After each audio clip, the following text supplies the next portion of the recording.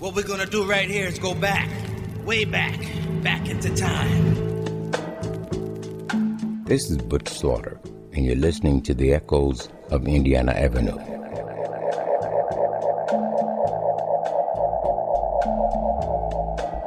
Welcome to my neighborhood, the Avenue.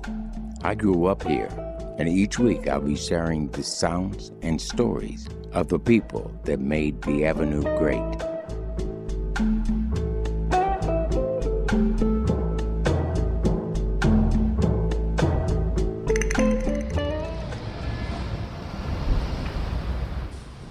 Welcome back to the Avenue.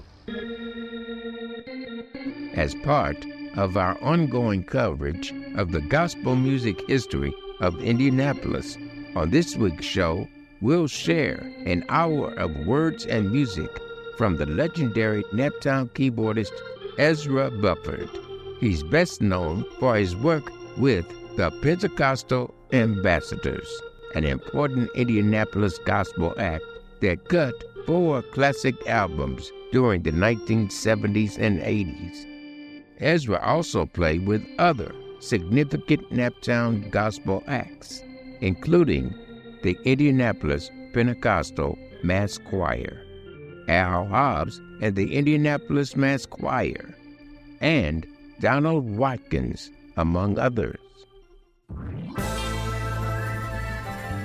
He's worked in secular music too, performing with blues singer Queen Delphine, Simply United, and Music Box.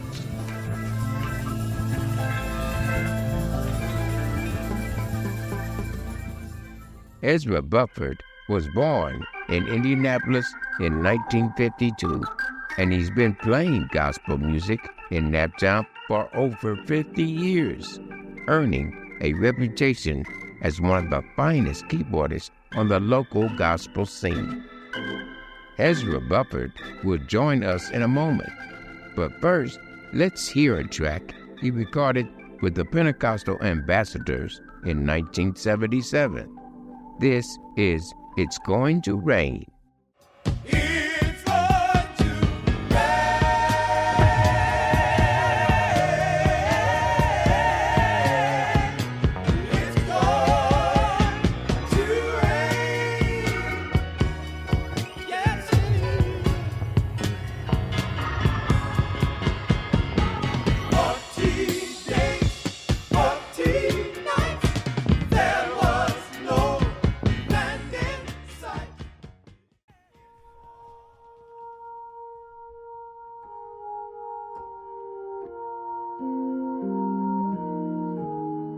That was the Pentecostal Ambassadors with It's Going to Rain, released in 1977 by Savoy Records.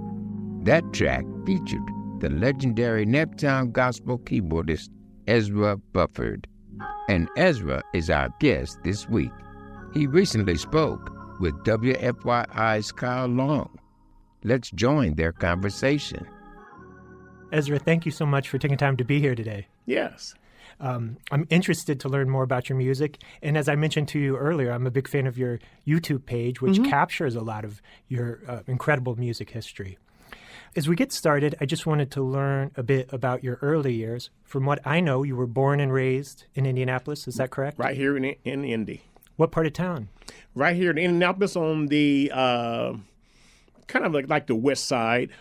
From what I understand, I was adopted, but from what I understand, the old St. Vincent Hospital right there used to be on Fall Creek, and I was born there and raised up at Christ Temple Apostolic. And believe it or not, I was raised up with my actually real mom. And of course my mother and dad who raised me also, who adopted me. So I knew who my brothers and sisters were early, at an early age. And matter of fact, my real mother babysitted me many times. Wow, that's interesting. Yeah. I know you went to Shortridge High School and were involved in the music program there. You played strings, right? Yeah, well, I'd done the big bass fiddle. Yeah, okay. And I did that in the orchestra there. So that was really me and another guy named Larry King. kind of bass player, play together. Yeah. Played with the Spinners, right? Yeah.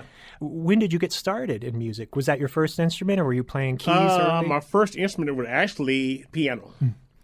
And I started kind of plucking around the keys, trying to learn something. My dad, who raised me, was into landscape. And we couldn't afford a piano at my house, so I learned all my piano playing at the church. You know, banging on those pianos. A lot of times he took care of the church, the line too. So when I helped him and I got done, you know, he could always find me on the piano inside there somewhere, trying to learn the next note, the next chord. And Nice. yeah, so I grew up right there on those pianos. How old were you when you started taking this more seriously? I would say probably about 8 or 10. Did you have lessons on the piano, or were you just picking out things? Back then, never did. I started taking lessons late, but I only got as far as like a book 2. And I started at a school, Jordan, which is really Butler, a side school.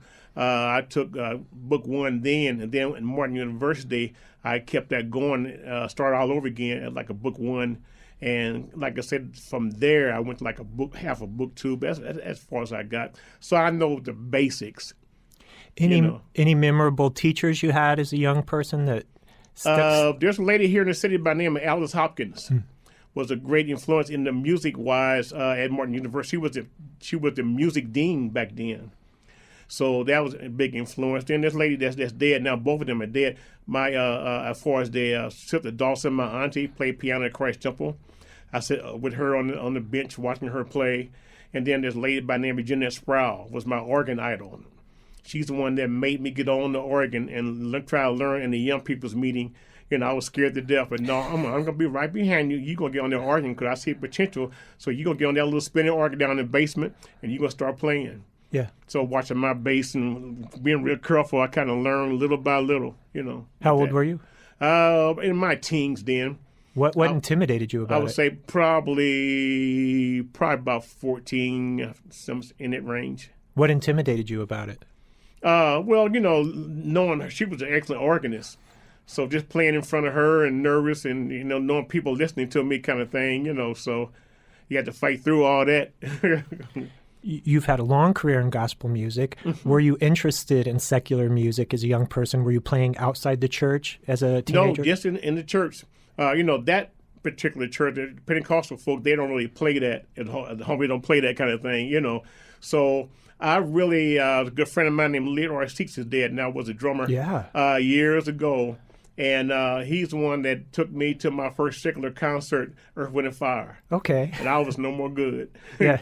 I really enjoyed seeing those actual real professional musicians. That's awesome. Leroy was the original drummer for Words of Wisdom. Okay. Yeah, local group, and passed away just recently, right? Yeah. And his son is a big Kenny. music industry not person. Kenny, Eric. Yeah. Eric Seitz, worked with Aaliyah, a lot of famous musicians. Plays for Patti Patti LaBelle. Yeah, He is her rogue drummer. Yeah, amazing family. Also, you went, we talked about Shortridge High School. While you were at Shortridge, there were other prominent keyboardists there. Rodney Stepp, Steve Mason. Did you know those guys? I knew Steve Mason. Yeah. It's kind of interesting. Steve done a concert for a little dance in the school cafeteria. And there was a head guy by the name of Mr. Preble. And he was awesome in music. He done a concert himself for the kids one Friday. He had, I think, Herb Guys, one of the guys that played bass, and he done the grand piano on stage, done a jazz concert for the kids. And I asked him that Monday, I said, how do you get your fingers to go that fast? He said, oh, no problem. Just practice scales 8 hours a day. You'll be just fine. Easy. Okay. But he was an excellent music person in Shortridge. You mentioned your organ idol, Virginia Sproul. Jeanette Sproul. Jeanette Sproul, excuse me. Who are other local musicians here that you were watching or being influenced by? The late, great Craig Tyson. Okay, yeah. Yeah, was an awesome gospel organist. So I got some of my style from him. I like Billy Preston and Reverend Charles Nix out there, in the gospel world, but for locally, Craig Tyson. So kind of pinching some of their styles of all these different artists, I kind of created my own little style a little bit, but that's the major three. Alfred Bowden that's dead too out there, gospel organist. So those major four was influence. Yeah. I have an instrumental album he recorded, Alfred Bolden. It's great. Just on organ. Yeah, great organist. Great, real smooth.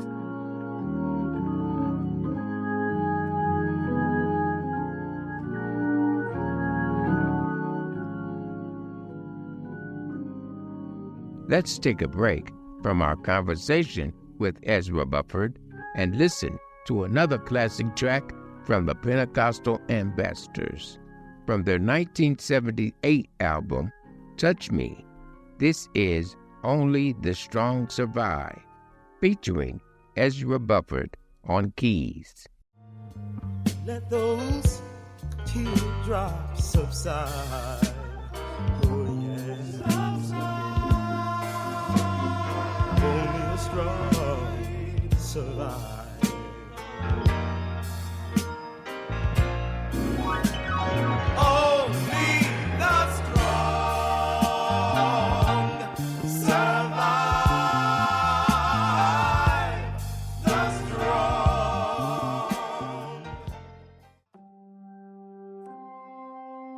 That was the Pentecostal Ambassadors with Only the Strong Survive, featuring Ezra Bufford on keys. And Ezra Bufford is our guest this week. Let's return to our conversation with Ezra as he discusses the history of the Pentecostal Ambassadors. When did your career as an organist and keyboard player start blossoming? You mentioned that, you had these opportunities as a teenager. When did you start coming into your own and getting opportunities to... We have a group. They're not singing now. All three are pastors now, but by name of Pentecostal Ambassadors. And I was their keyboardist pretty much their whole time of existence. A guy named Eric Robinson was with them when they first started out years ago. He's in London now. Yeah, we sang with Aretha Franklin. I played this keyboard for them that whole time.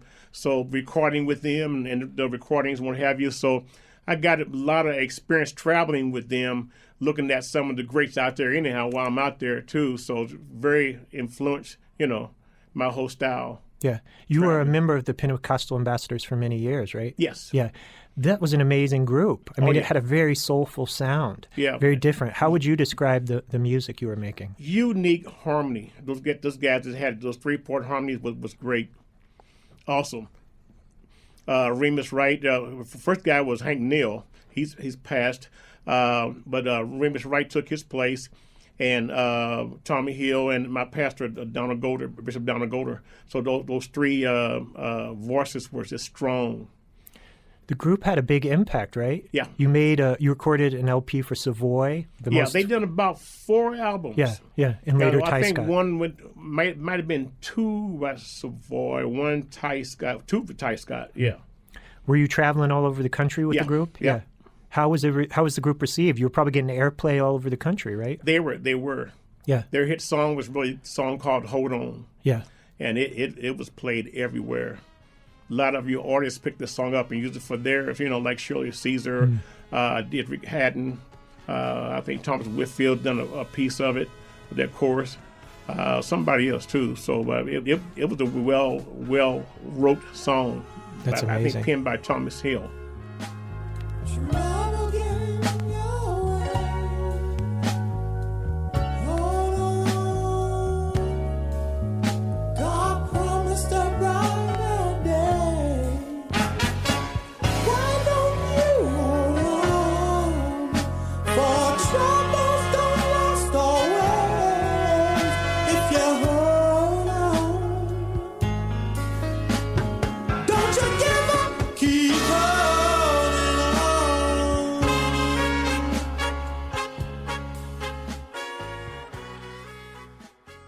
What other early recording experiences did you have? I think you recorded with the Indiana Pentecostal Mass Choir. Pentecostal Mass Choir, the Indiana State Choir. Yeah. And those two basically did, and then Al Hobbs and our Gospel Music Workshop Choir too also, back in those years.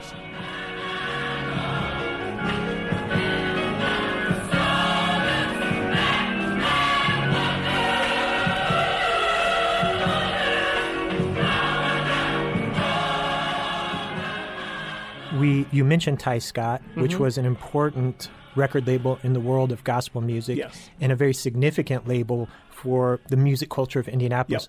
I believe the label was founded around 1976, sometime in the late that range, Tell me about working with Ty Scott and what this label meant to the local gospel music community. Well, it meant something really great because by him being a black recording artist and gospel on top of that, and matter of fact, I went to Nashville and we had a chance to visit the Black History Museum. It's a music Black History Museum in Nashville. And Lord in my heart, I looked up there and there's Dr. Scott's picture on the wall. You know, so his name is known everywhere as a great gospel label owner. You know, and he's the originator of that whole recording industry. And so they have done some great things out there. What was it like working with Ty Scott? Were you recording here locally? Do you remember where you locally. recorded? Yeah, but there was TRC used to be right there on with Illinois. I think, in the very early days. Yeah, we recorded there. I think we done the Hold On album there, and then the last one, I think the New Beginning album. It's the White Album. I forgot the major. I had experience that song was one on that one. We did that one. I think at that same studio. During the 1970s, when did you say the Pentecostal Ambassadors formed? I would say I got married early 70s, and we started doing a little traveling a whole lot, starting then 70s, 80s, and maybe some of the late, early 90s. Okay. You know, and we really started doing our most traveling when we sung. Al Hobbs was our manager for like 2 or 3 years. And we got us to sing in front of Reverend James Cleveland at the Gospel Music Workshop. When he heard us, it was like kind of history kind of thing. It took off. So then we started recording, you know, too. So, of course, you know, if you do well, I tell people, if you do well one place, it makes another engagement for you, usually in most cases. So people start contacting the group, and we really start traveling and flying, you know. My poor little marriage was kind of suffering because I was gone all the time, you know. So, yeah, but we traveled pretty much all over the United States. Was music your full-time job at that point? No, I worked at Allison Transmission as a regular job. I retired there for about 31 years, you know. So it just that, you know, on the weekends mainly, I'm just with them.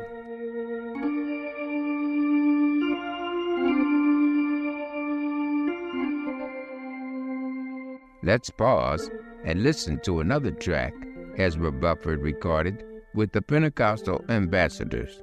From 1977, this is Certainly, Lord. Have you got good religion? Have you got good religion? Have you got good religion? Yeah!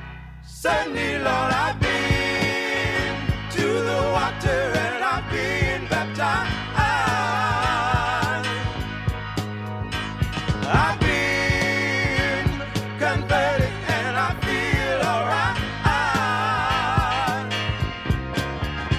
I've been to the water. Don't touch that dial. Echoes of Indiana Avenue will return with more words and music from Ezra Bufford after this short break. WFYI podcasts are brought to you by Bloomington, home to the Indiana Hoosiers and over 200,000 acres of fall foliage in the Hoosier National Forest. Enjoy in-seasonal flavors at local restaurants, experience views atop 4 fire towers, or catch a Big Ten football game at Memorial Stadium. Plan your fall getaway at visitbloomington.com. This is Butch Slaughter, and you're listening to the Echoes of Indiana Avenue. Our guest this week is the legendary Naptown gospel keyboardist Ezra Bufford.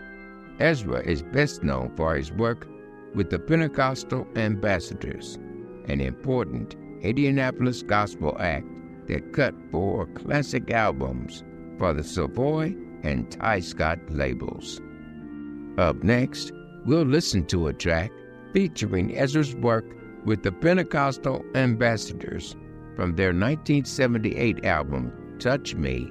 We'll hear their version of the Stylistics' hit, You Make Me Feel Brand New. This song is for you, filled with gratitude and love.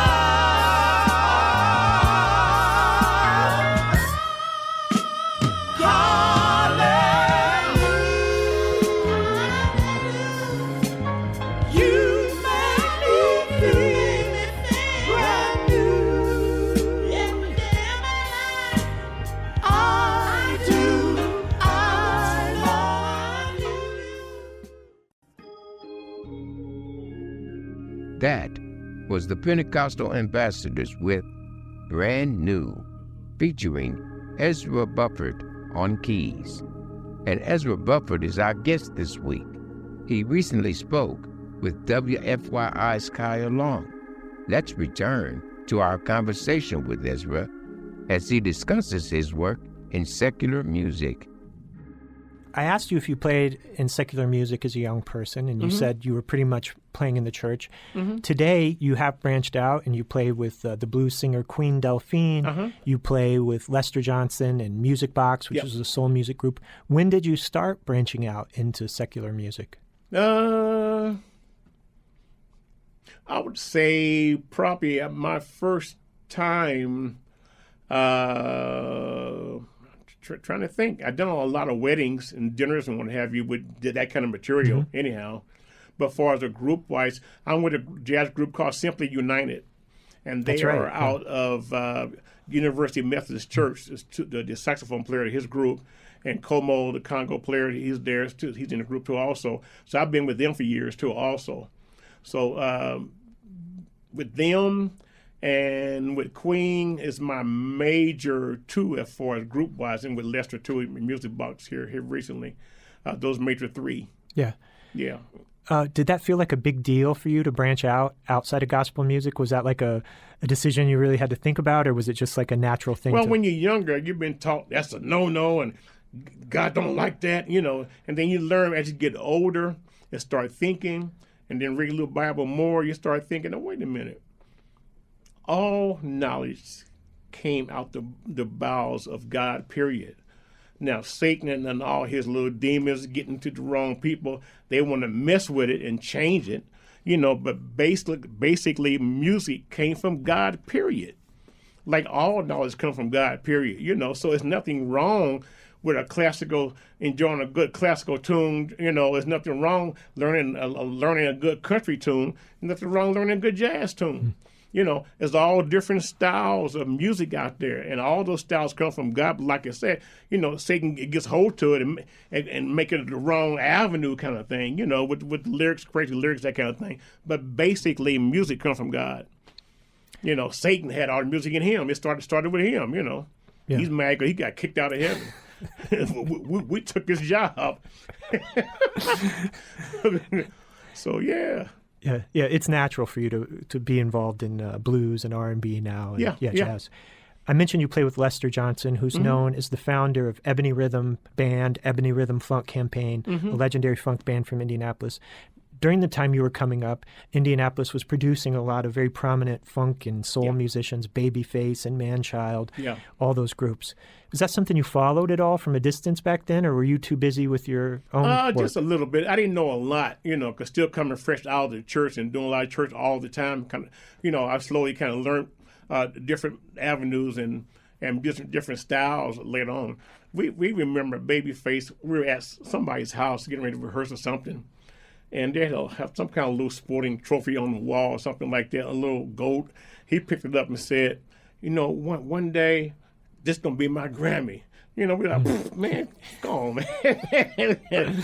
Man, you silly, man. Go on. We never did know that sooner or later, it all became true.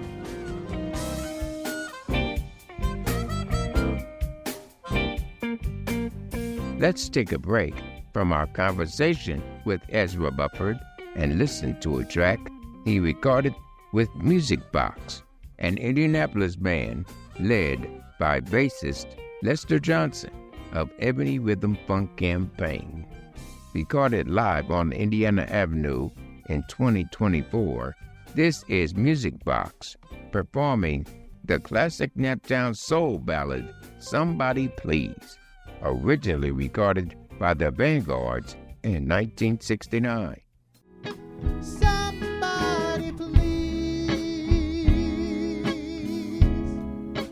somebody please, somebody please, won't you help me? Now wait just a minute now.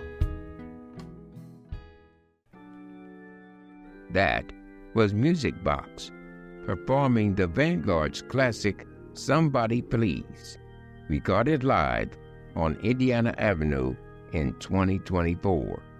That track featured Ezra Bufford on keys, and Ezra is our guest this week. Let's return to our conversation as Ezra discusses his current work in the Naptown music scene. You're still very active as a musician. Mm-hmm.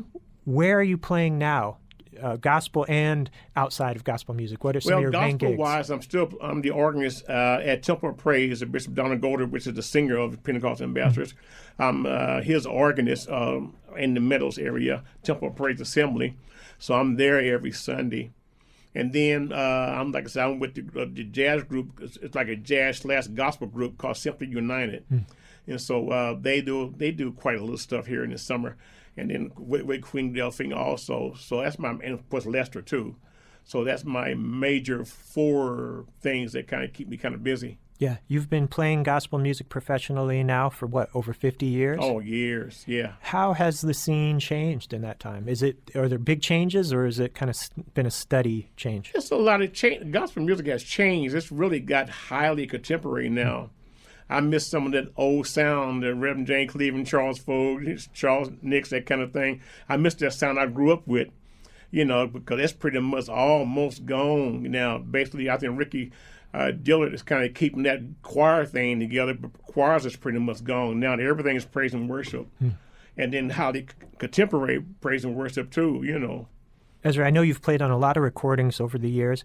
Are there like 2 or 3 tracks that come to mind that really spotlight your work as a keyboardist that you're particularly proud of, that you would point people to? The Pentecostal Ambassadors done a song called New Beginning, and somebody teased me about that. Man, your piano solo, man, that's the first time I heard a piano solo where you done chords versus finger work. I didn't have no finger work. So I done my whole solo with basically with chords on that song. But that was a great song to play.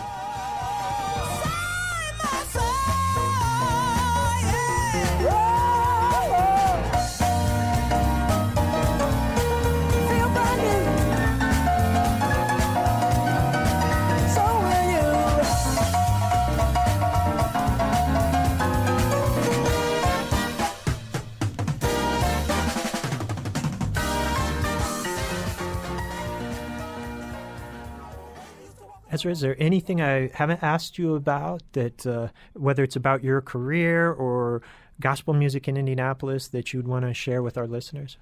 On that last question, I would like to get a gospel instrumental out there, traditional, and I'm still thinking about that. I created one years ago, that organ solo that I gave you, Raise Our Faithfulness. I got that. I got a little homemade CD where I made that song came from a little cassette of that church, actually. But I had that song as the last of those songs that I have. But I'm thinking about revamping that and get that out there some kind of way. Because people are still missing the traditional gospel sound, Amazing Grace, Grace Our Faithfulness, Blessed Assurance, all those great hymns. People are missing that sound. Because kids don't have a clue about hymns. It's powerful music. They think all hymns are funeral music, 2 fingers down, but it's not. Yeah, it's powerful. Great sounding music. Yeah. I was taught years ago that the first hymn, the Christian world thought that was too jazzy for church. The first hymn. Yeah. because they were doing chanting, that Catholic chanting, what have you, and that style was more so a style from regular music, period. Said the hymns were started to be wrote back then, but they wouldn't have it at first because they wasn't used to that style. So you'd like to do an album of instrumental organ music playing the old-time hymns? Yeah.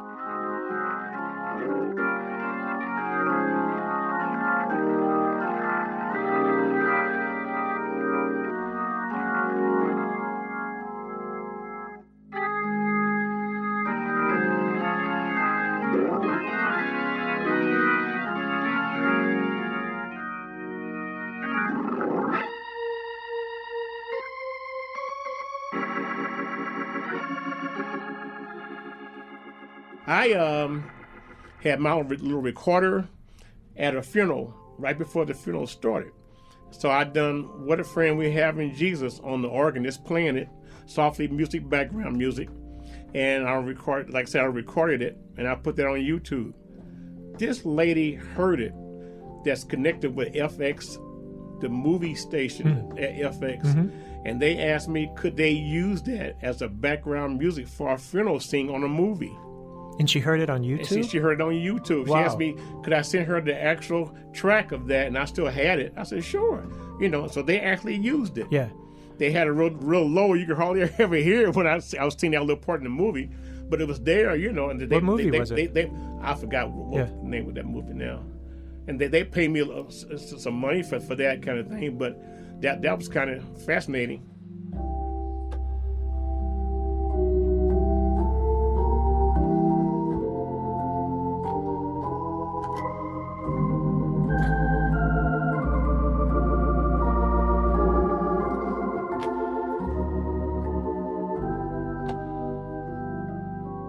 Ezra, I thank you for taking time to talk with me today. I've listened to your recordings with the Pentecostal Ambassadors for years and been amazed by the work you do, and I appreciate you taking time to be here. Oh, man, it was great. Yeah. Thank you. Yes, sir.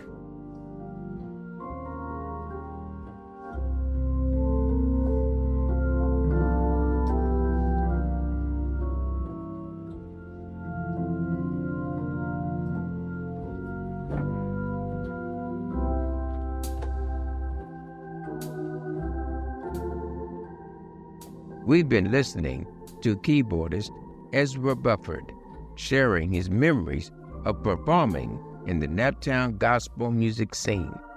We'll end with another classic track featuring Ezra's work with the Pentecostal Ambassadors. From 1978, this is Searching. I've been searching so long to find an answer. How you gave my life true meaning.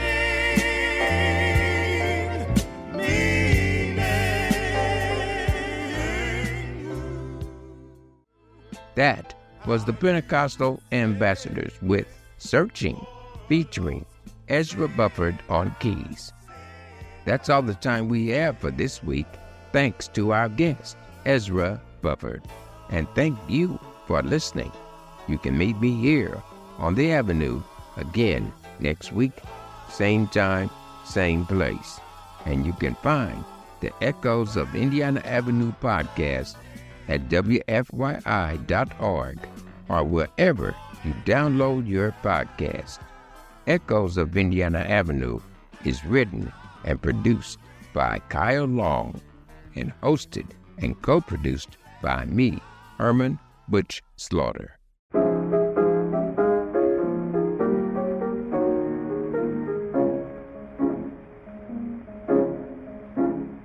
Nobody knows on Naptown, baby, like I do.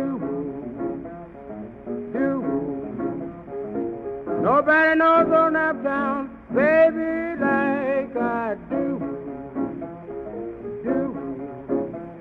If you will stop and listen, I will tell you a thing or two.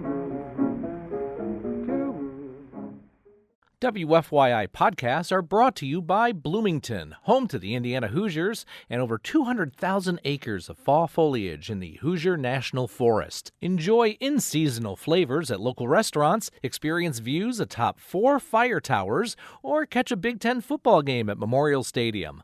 Plan your fall getaway at visitbloomington.com.